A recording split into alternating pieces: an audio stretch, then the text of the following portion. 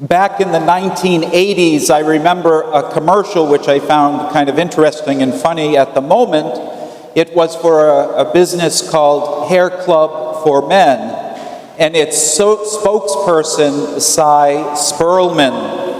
And now I don't think it's so funny, but back in the day I thought it was a pretty good commercial, and they had a commercial that featured Cy Sperlman, and the tagline for the commercial was, "Hair Club for Men. I'm not only the president, I'm also a member." I think of that commercial when I think about being a pastor in this way. St. Anthony of Padua Parish, not only am I the pastor, but I'm a member. This is where I live out my faith for whatever time that I've been given here, and so it's an important place for me, and I've discovered over the past 2.5 years how important a place it is to me. And so, because I'm not only the pastor, and I'm also a member, I, like registered parishioners in the past couple weeks, have received some information from the parish. The first being the annual report. It looks like this. It's a trifold. And in the parish annual report, you get a little report from the past year about our parish finances.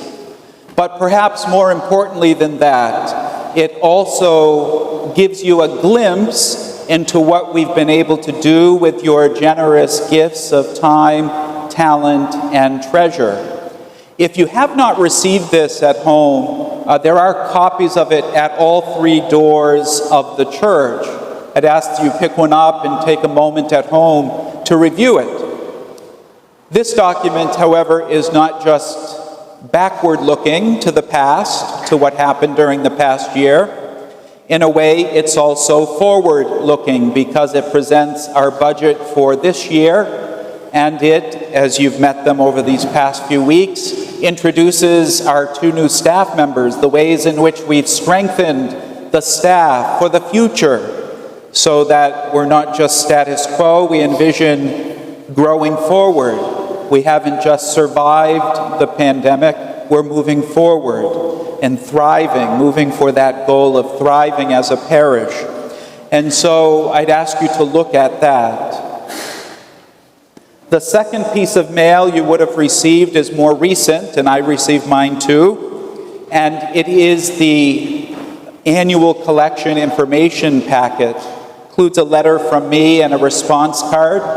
Again, I'd ask you to take some time about the parish in your own life and what it means to you to live out your religious and spiritual life in this local community, and come prepared for November 20th to submit whatever decision you've made. Give it some prayerful thought about what you can do for the annual collection.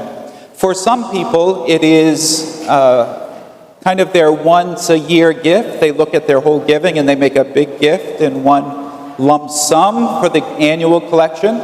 For others who contribute on a regular basis, weekly, quarterly, monthly, they view it as an opportunity to make an extra gift to the parish.